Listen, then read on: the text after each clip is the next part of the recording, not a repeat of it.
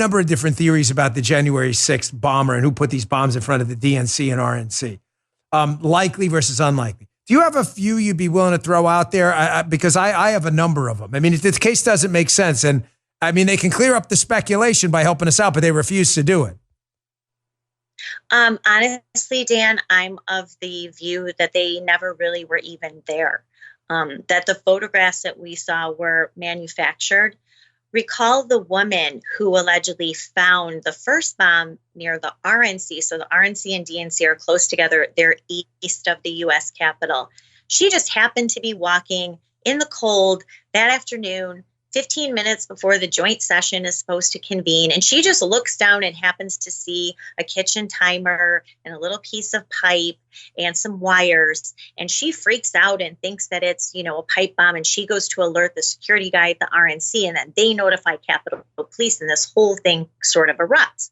Turns out the woman who identified the pipe bomb is a federal contractor who works for an agency called FirstNet, who, the month before January 6th, got a $92 million grant from who? The FBI.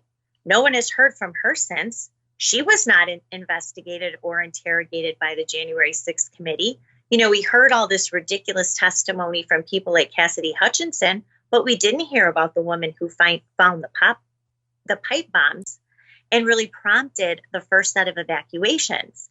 So there's no evidence that she could have been, and she didn't interview Dan, and she actually said the word hoax a couple of times, which I thought was kind of strange.